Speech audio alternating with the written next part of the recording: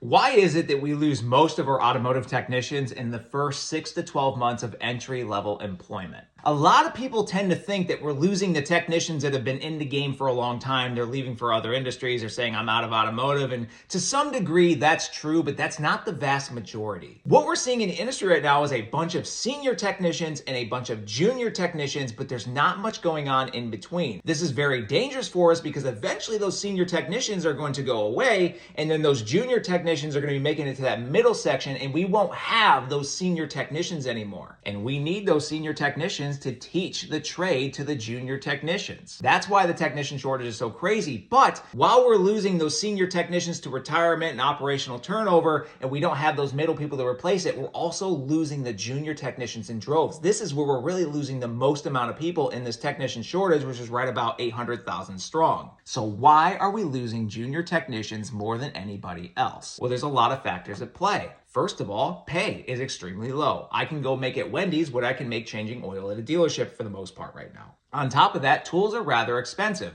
When you're starting out as a junior technician, you don't have money to buy tools, so how do you get a job that requires you to have tools? You have to finance them, and that financing is also very expensive. On top of that, there's nobody telling these junior technicians which tools they need to buy compared to which tools they do not need to buy, and then they make mistakes that way and overfinance tools that they don't actually need. Those are all reasons, but I really want to focus in on this.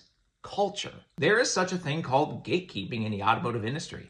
Whenever you see a junior technician move into the main shop, that middle section, and they start earning flat rate, those senior technicians get concerned. They see that as competition. They see that as another mouth to feed. They see that as someone else that's going to absorb flat rate hours, something that they all covet and value greatly. And so what do? They refuse to offer information. They refuse to offer tips and tricks. They refuse to offer their experience, extend that olive branch, and help those junior technicians that are making their way through the industry to become those senior technicians. They do what's called gatekeeping. On top of that, we also have junior technicians in that middle zone making mistakes, which is totally fine. They're going to make mistakes. But then we have the senior technicians that disparage that. Sometimes you'll see senior technicians making fun of those junior technicians, telling them they're not going to make it in the industry, talking about how dumb they are, why can't you figure that out, how are you this stupid? And then those junior technicians, they're afraid to even ask questions. That guy made fun of me last time I made a mistake. They made fun of me last time I asked a question. They said it was a stupid question. And then they don't want to ask questions, and then they don't want to learn because they can't learn from anybody because the people they're supposed to be learning from disparages them and gatekeeps.